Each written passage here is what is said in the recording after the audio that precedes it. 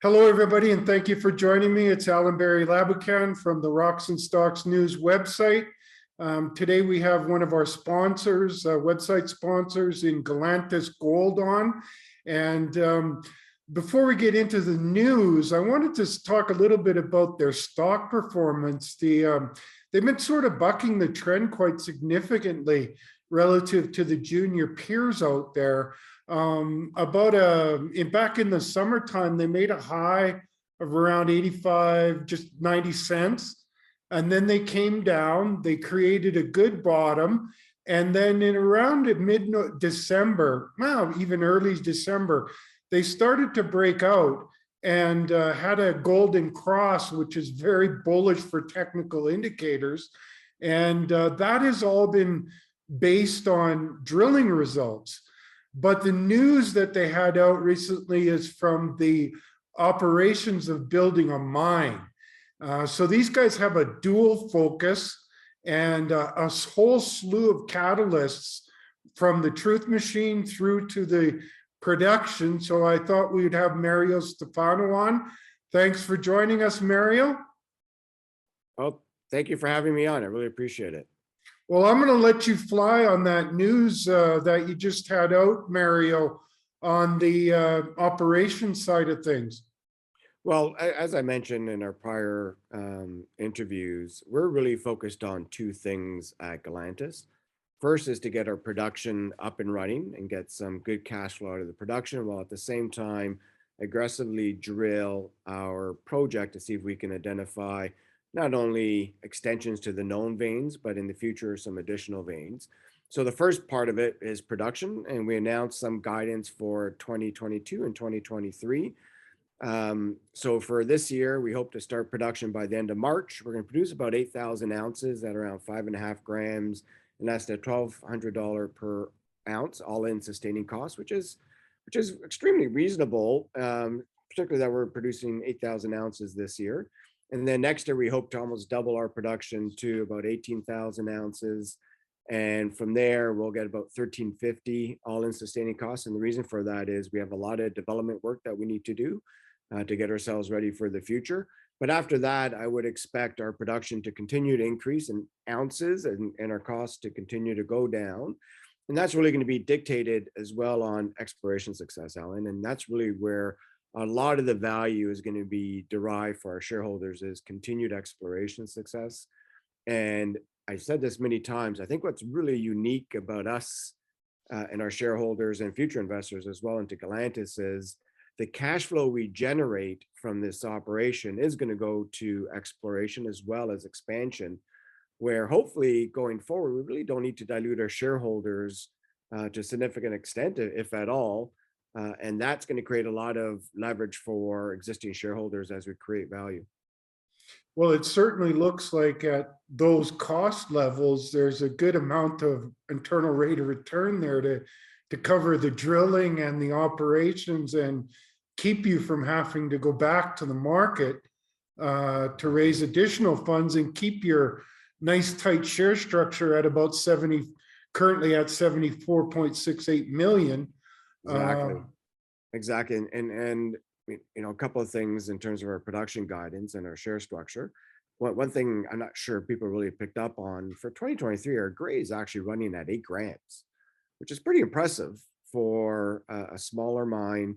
It just shows the kind of grade potential we have at Galantas, and as we continue to drill and open up more areas, I'm very hopeful that we'll not only expand resources, but maybe as we get deeper, we'll see better grades.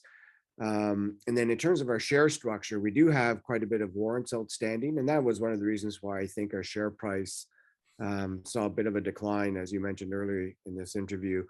I think there's a lot of warrant clipping going on, but I think that's now behind us. And anyone who wanted to exit Galantas and hold on to the warrants have already done so. And I think everyone who owns shares today are long-term patient shareholders, whether it's the Mike Gentiles of the world or the Eric Sprotts of the world or myself and other insiders. So, we're here for the long haul. We're not here to try and make a 20, 30% return. It's not worth our effort for that kind of return. So my hope is if we need a bit of capital, we're going to go to our existing shareholders and ask them to maybe exercise some warrants. Because I think anyone who's a long-term shareholder would rather see the warrants get exercised and more equity being issued. So So I'm pretty confident. how many warrants are out and what's the average price of those? So we have about 25 million, 27 million warrants outstanding. And if they get exercised, it's going to bring in about $11 million in cash. And that is more than enough that we'll need to not only expand beyond 200 tons per day, but really start to improve the mill so that we can get to a path of 35,000 ounces, then hopefully 50, then 75 and 100,000 ounces as we continue to expand this in stages. And you would still be at around 100 million shares. So for a Exactly. producing company, that's pretty attractive. Yeah, look, it is. And that's what really attracted me to Galantas, apart from the exploration upside. And we're in a business where exploration is very important, obviously, but it was that ability to actually get some cash flow to reinvest in the ground and manage the capital structure, because all of us have been in this industry and it's not an easy industry. We all know that. And, you know, we're an industry that results in a lot of dilution. And unless you have a world-class discovery and you're financing at the right time at higher share prices, which we all know doesn't always happen, it's pretty tough at times.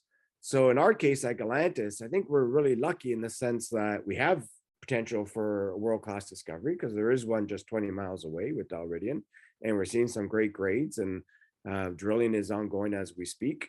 But at the same time, if we can generate the cash flow that we anticipate we're going to be able to generate, then we really shouldn't be seeing significant expansion to our share structure. And I'd much rather take 5 years or longer to get to 100,000 ounces if that's the path we're going on, which I hope that is going to be the path with drilling success. Maybe it takes 8 years. I really don't know, but that's going to create a lot more share value in return for our shareholders than trying to raise 150 million to get to 100,000 ounces in 2 years.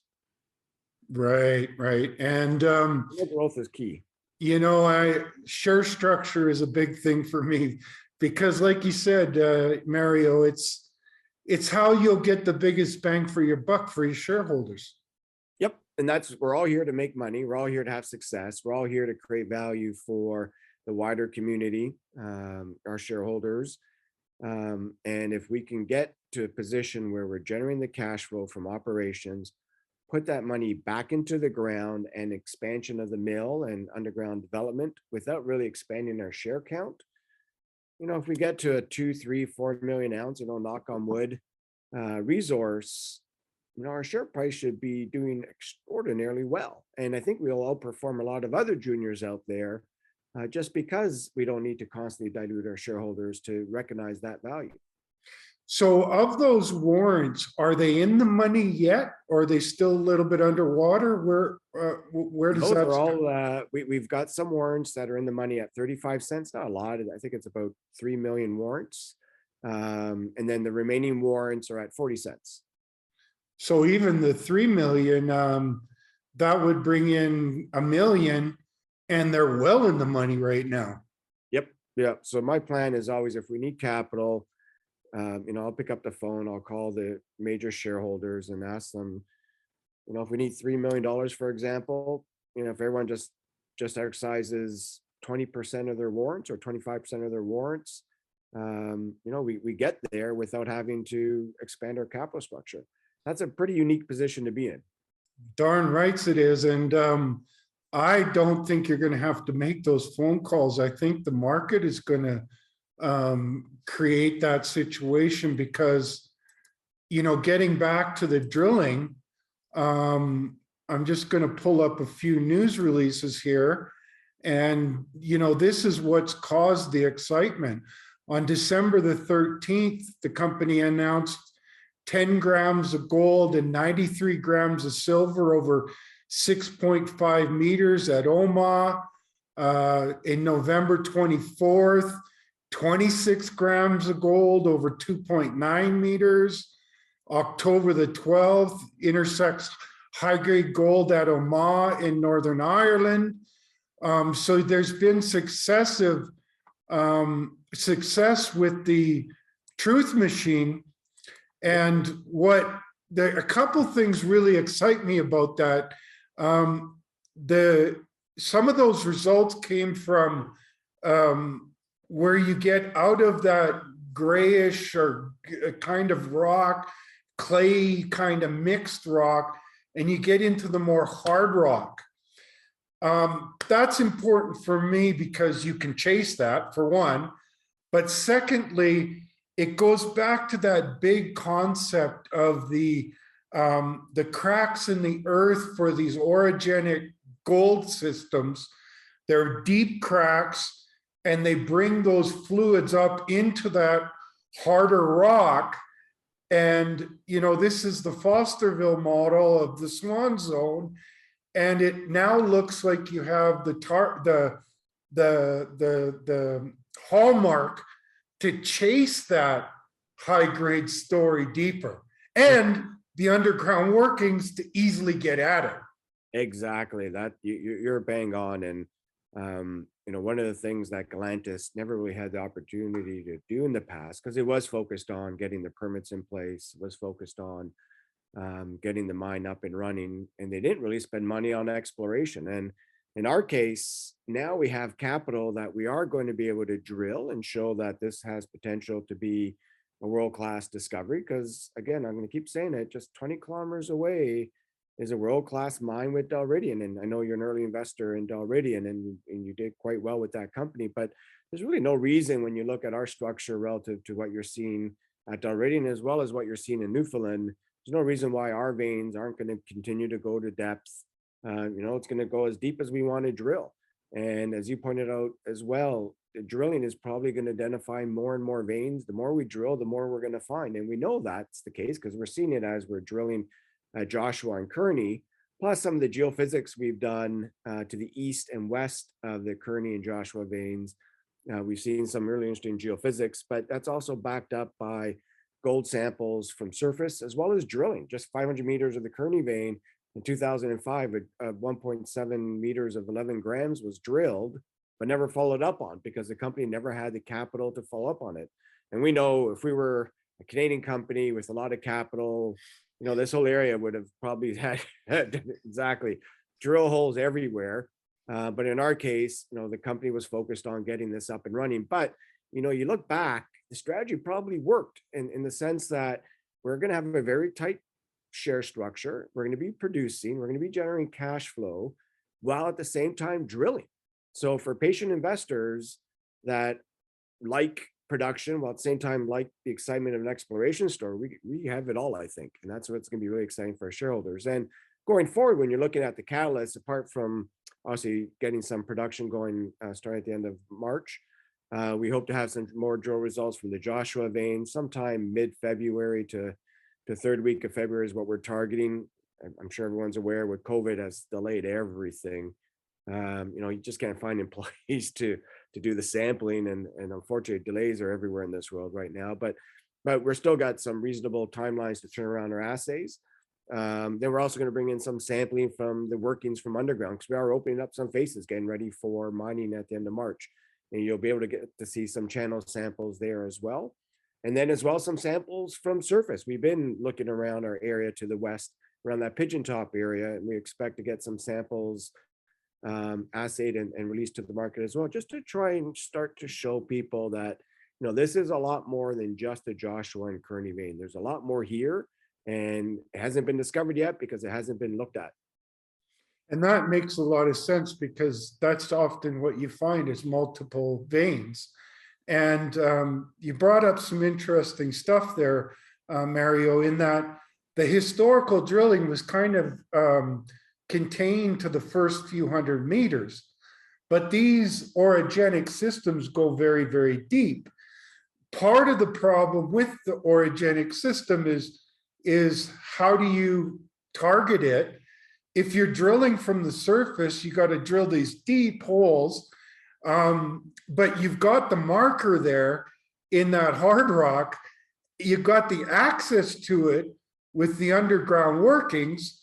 And another thing, you can channel sample into these veins as you're moving forward into this hard rock. So you've got quite you know, a lot of these companies that are in Newfoundland, they got to drill from the surface and try to target, and you guys can go underground and target from underground And that's a heck of an advantage.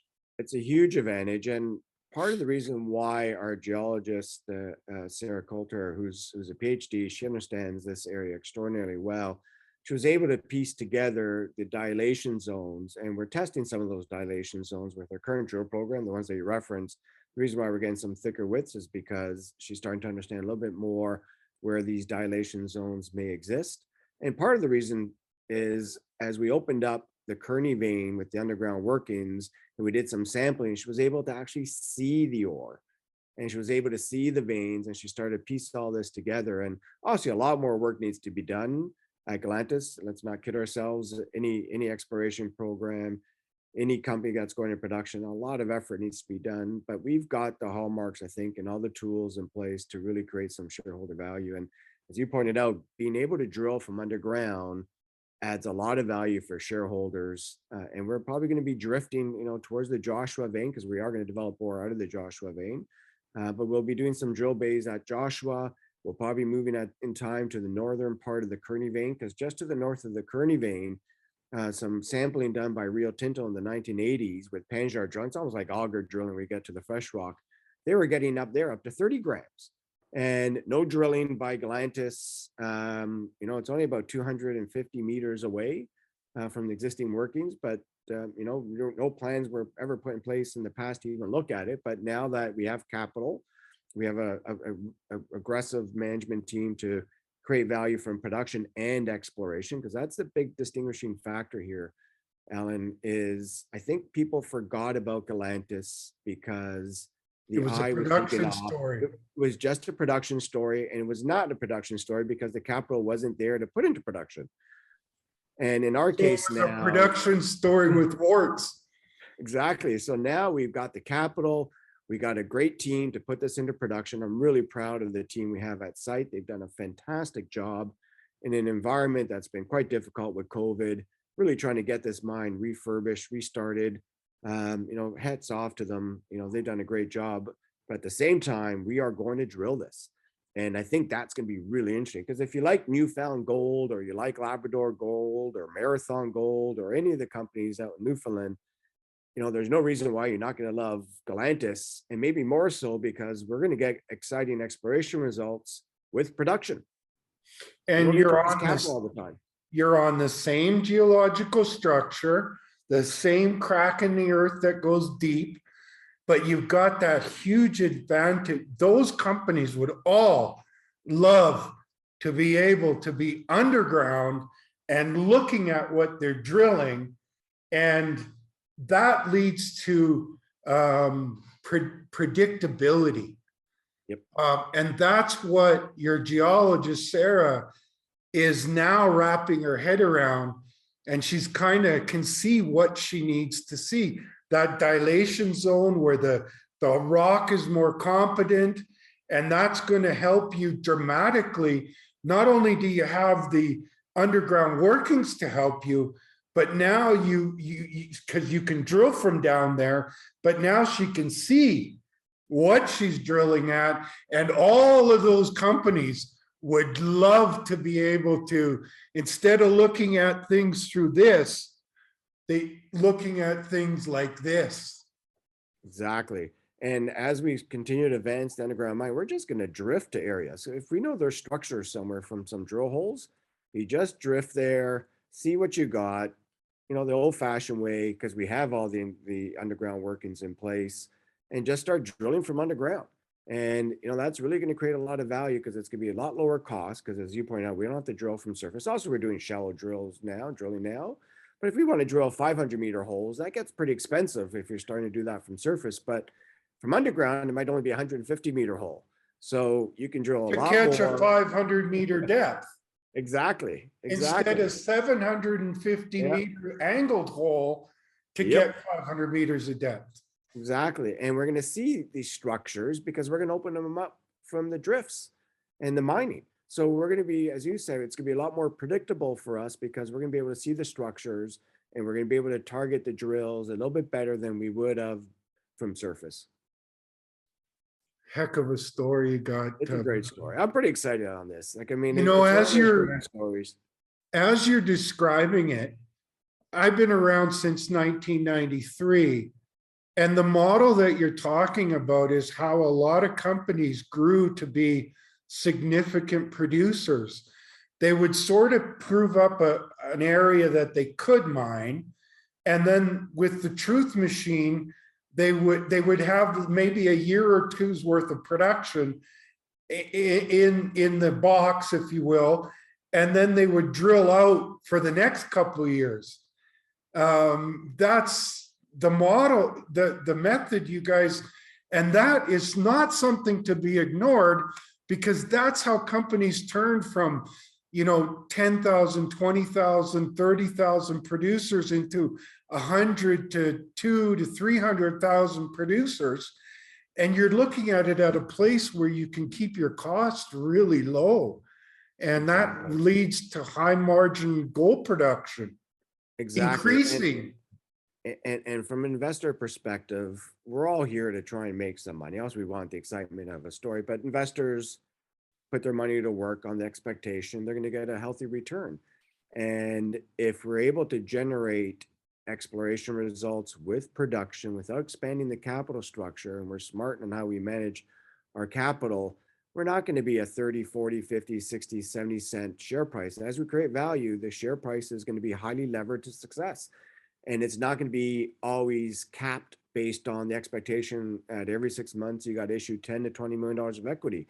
Because we all know when times are good, you can issue as much equity as you want. You're going to get finance. When times are tough, it's really hard to find money. And I've been through every cycle you can think of, in base metals to gold. I've raised money from every kind of structure you can possibly think of, including begging on your knees for money. I've done it all, right? So the ability to have a sound capital structure without having to worry about how you're going to raise $10-20 million every 6 months, I think our shareholders are going to do really well in that kind of environment. And if gold prices do what we really think they're going to do here, and we don't have to issue equity, and the only way you're going to get success and exposure to Galantas and our drill results is through buying in the market, well, I think everyone's going to do extraordinarily well. You've got a heck of a business plan there, Mario. But for me, looking at it as an investor, I think the big play is that Kirkland Lake drilled into the Swan Zone at Fosterville, and that made Kirkland Lake. And Kirkland Lake had a lot of stock out. And it's not lost on me that the guy who ran Kirkland Lake is an advisor for you. But here's the big play. Yeah. You're in a geological environment where you can find multiple Swan Zones. You've only talked so far about the known veins, not the potential to find more veins. But in those veins that you now have easier access to, you could find Swan Zones. That is totally realistic. Yep. That's what, in reality, that's what you're targeting. Yep. And exactly. And if you find Swan Zones, not Swan Zones, Swan Zones, with the share structure and the business plan you have, this has the potential to be a monster. It does. And that's really what we're all trying to achieve here for ourselves. And again, in exploration, in mining, geology is king. I mean, you could have the best management team, and if you don't have the geology to find something, you're not going to create value. I mean, short-term blips, and you'll see that happen obviously in the market, but you could have the worst management team and the best deposit, and you're going to create a lot of value. It's just the way it is, right? Everything's about the geology and what you have. And when I take a step back and I look at Galantas and what we have at our project, and I look at Dalridian, which is 6 million to 10 million ounces, 13 grams. And really, it's only Dalridian and ourselves that have drilled in this whole district. And really, Dalridian's just drilled their one project, and we just drilled a couple of veins since 2005. And you look at Newfoundland with these kind of structures, and you've got, I don't know, 20, 30 juniors. They must have spent combined, I'm just throwing a number out there, it's got to be approaching $150 million, $200 million between Newfound Gold and Labrador and Marathon and all of them drilling this area of Newfoundland. And in the exact same structures as you just pointed out, we've got two companies. One larger one that hasn't really been drilling and looking outside their initial discovery. It's owned by Orion, and ourselves. And we control it all. And we just started now drilling this, and we've already got a base of 500,000 ounces to work from. And You I'm can pretty see sure the we're going to find more veins. you can see the big smile on my face because I experienced the Dalradian story. I picked it at 25 cents and they went on to be bought out for close to a $500 million valuation. I know what this area is capable of, but you comparing yourself to those Newfoundland plays, they've got, let's say, collectively in a handful of companies, a few $1 billion in valuation. You guys are in the same structure. You've got a lot of advantages that they don't have, and you've got a modest valuation. So investors, I implore you to take a close look at Galantas, because I think they're a huge winner in the making, like a Dalradian, or possibly even much more significant. Yep. And the drill bit is going to really tell the story. And as I said, It already is, Mario. It is 100%. And that's caught the market's attention, and the major shareholders from Mike Gentile to Eric Sprott to yourselves. But as we continue to drill more results, whether it's at Joshua, Kearney, and then new discoveries, while at the same time producing some ounces, I think the market's going to catch on pretty quick here. And we're just going to be that unique story. And every cycle you get that unique story, but it's not just that this is not a story that's been rehashed 30 different times. This is a fairly new story that just wasn't well known because it just wasn't capitalized. And the prior CEO, who's still a big shareholder, he still owns about $3 million in debt in the company. He ran it as an owner would. When you look in Latin America, you try and minimize the share count. You try and take things slow to create value for yourself and create a significant return for yourself and your shareholders. That's what he tried to do.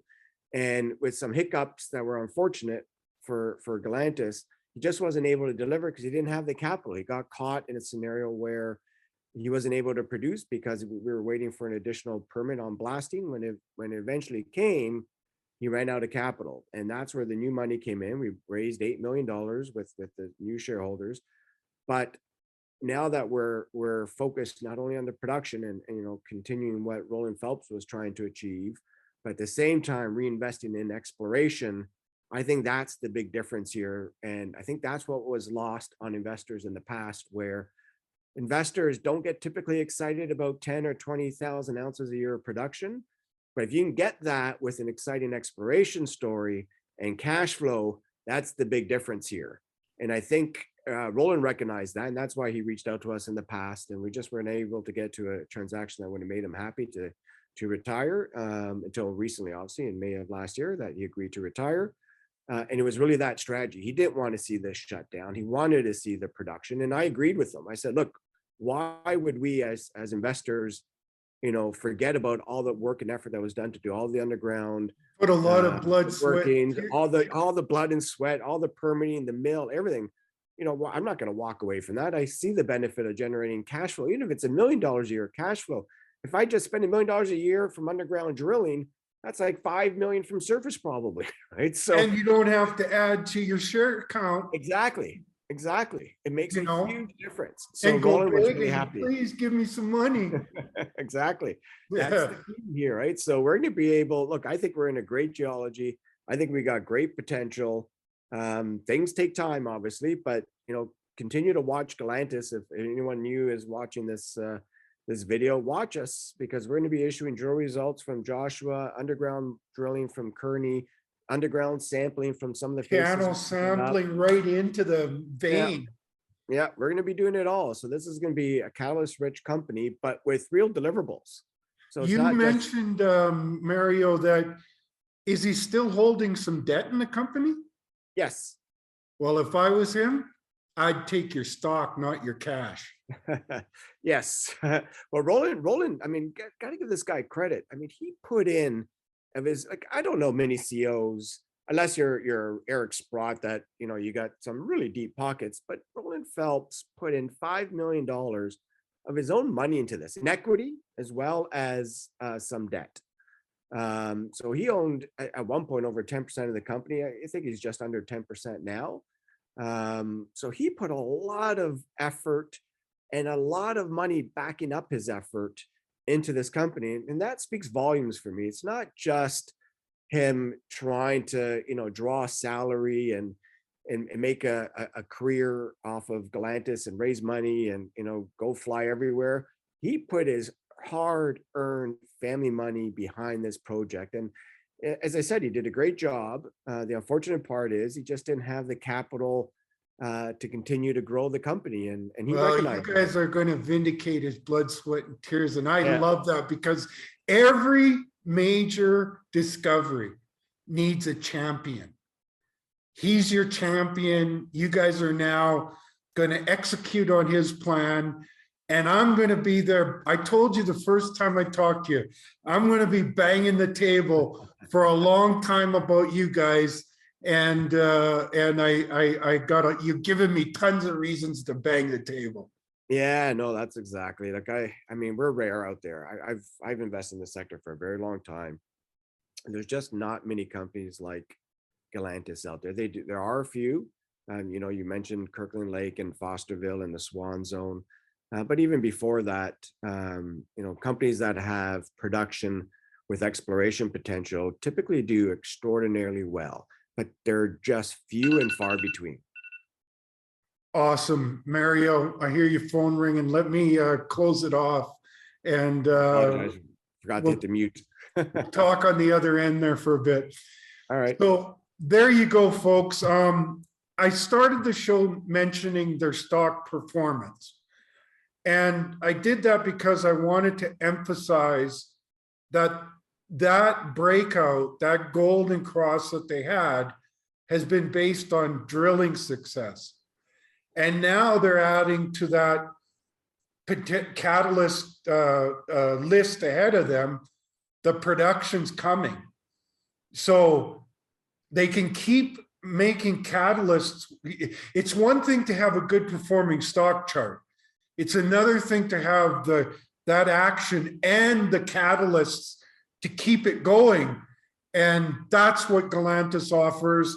They offer this at a very modest valuation. And I hope it's not lost on people that I think they're going to find Swan zones, not one, zones. And if they do that, this is a big winner in the making. I've seen it before in Ireland. I think I'm seeing it again.